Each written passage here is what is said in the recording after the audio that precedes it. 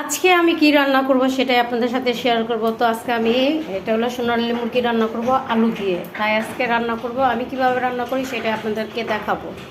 তো চলুন, প্রথমে এটা তাওয়াটা আমার নানিরা বলেছে যত কড়াই গরম হবে ততই নাকি রান্নাটা বেস্ট হবে। তো আমি কড়াইটা অনেকক্ষণ ধরে গরম করে ফেলছি।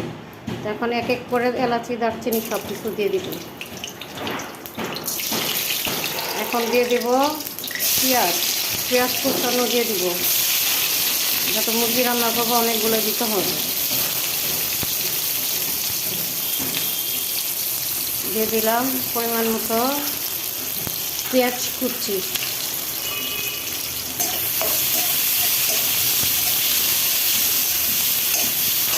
আর যত মুরগি রান্না করতে হলে, মাংস রান্না করতে গেলে একটু তেল বেশি লাগে। তো আমি এখন দিয়ে দিব পরিমাণ মতো লবণ।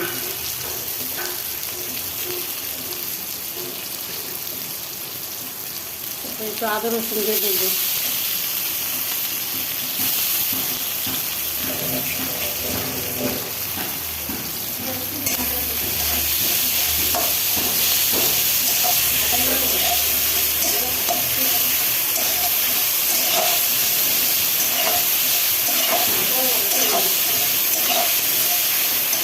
তো এই যে ভালো মতন এগুলোকে ভাজা ভাজা করে একটু ভালো মতন একটু কষাই নিয়ে তারপরে এক এক করে হলুদ মরিচ সব কিছু দিয়ে দিব। এগুলো যখন একটু নরম হবে তারপরে বাকি মশলাগুলো দিয়ে অ্যাড করে ফেলবো। তো আমি এইভাবেই রান্না করি, তাই ভাবলাম যে আমার ভালোবাসার মানুষদের সাথে একটু শেয়ার করে ফেলি যে আমি কীভাবে রান্না করি। আর সবাই কেন জানে আমার হাতের খাবার এত মজা লাগে বলে আমি জানি না, আমি কিছুই তো দেই না সাধারণত রান্না। আর রান্নাটা এমন একটা জিনিস, আপনার মনোযোগ দিয়ে রান্না করলে এমনিতেই মজা হয়ে যায়। তো আমি যে একটা কষানো হয়ে গেছে, আমি একটু পানি দিয়ে দেবো যাতে আমি মশলা কষাবো। তো আমি এখানে এক এক করে একটু হলুদ দিয়ে দিলাম, পরিমাণ মতন হলুদ দিব, যাতে আমি আলু অ্যাড করবো আর একটু ঝাল করে মুরগিটা রান্না করব। তো আমি একটু বেশি করে মরিচের গুঁড়ো দিয়ে দিলাম।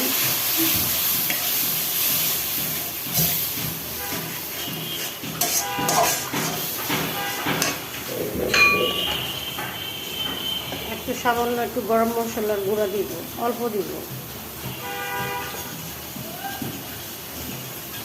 তো এটাকে আমি ভালো মতন কষাইতে থাকবো। কষায় যখন একদম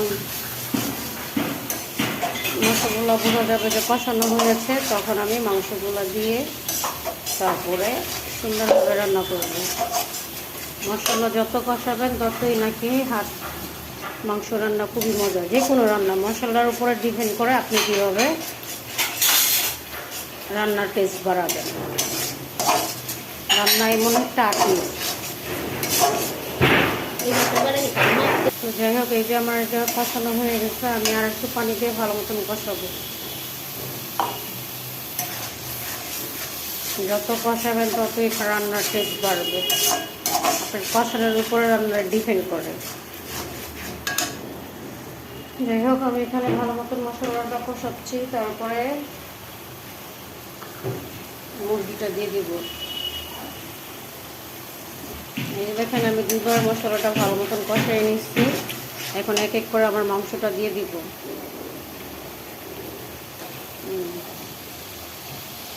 মাংস দিয়েও তারপর আবার কষাবো, তারপর আবার কষাবো, তারপর আলু দিয়ে কষাবো, তারপরে একটু খাবারের টেস্ট বাইরে দেবো। আমি তেমন কিচ্ছু দিই না রান্না, তাই বলে আবার রান্না এত মজা হয় জানি না। তাই হলাম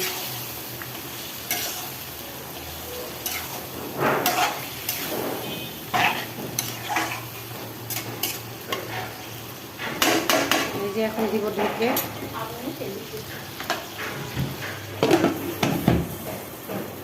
যাই হোক, আমার দেখি তো মুরগির মধ্যে পানি উঠে গেছে। এই পানি দিয়ে ভালো মতন এটা কষাই নিব।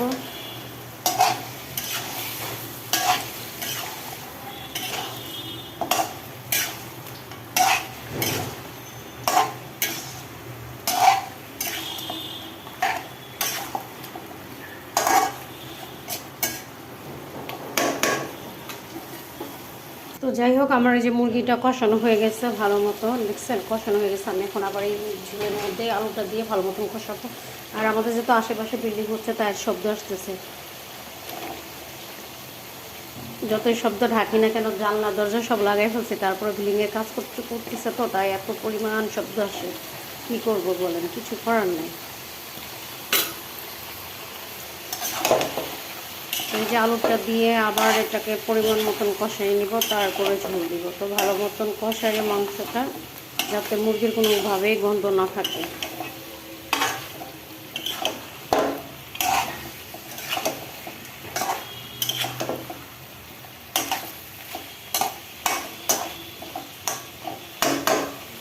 আবার ঢেকে দিব। আমি আবার একটু লড়া দিয়ে নিব।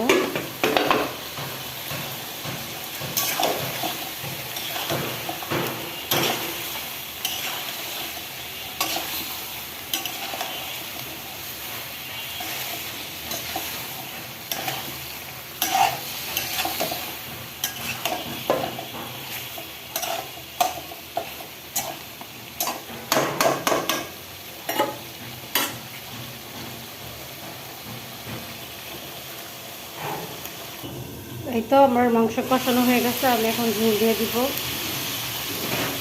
দেখতেই পাচ্ছেন তেলের ভাবের ঝোল হয়ে গেছে কষানো, আর অনেক সুন্দর কালার আসছে।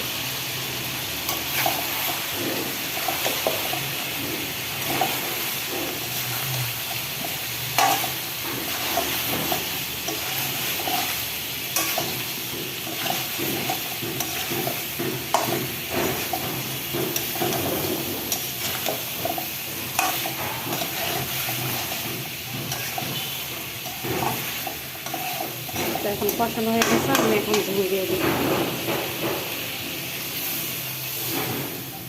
যত এটা আজকে ঝোল ঝোল রাখবো, একটু বেশি করে একটু ঝোল দিব।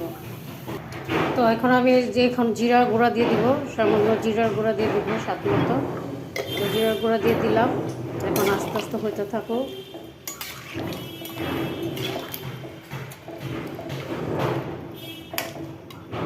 তো দোয়া করলাম, তো হইতে থাকুক, দেখতে থাকুন। এই তো আমার রান্নাটা মাশাআল্লাহ কেমন হয়েছে। আর এতক্ষণ আমার সাথে থাকার জন্য আপনাদেরকে সবাইকে জানাই ধন্যবাদ। তো আজ এই পর্যন্ত বিদায় নিলাম, আবার নেক্সটে কোনো রান্নার ভিডিও নিয়ে আসবো আপনাদের সাথে মজার মজা। আর একটু চেটে দেখছি, এত সুন্দর মজা হয়েছে, ঝোলটা বলার বাইরে। তো আশা করি ভিডিওটা দেখলে ভালো লাগতে পারে। তো আমি কীভাবে রান্না করছি সেটাই আপনাদের সাথে শেয়ার করবো। তো আজ এই পর্যন্ত শেষ করলাম, ভালো থাকবেন, বাই বাই, টাটা। দেখছেন মাশাআল্লাহ কি সুন্দর কালার আসছে।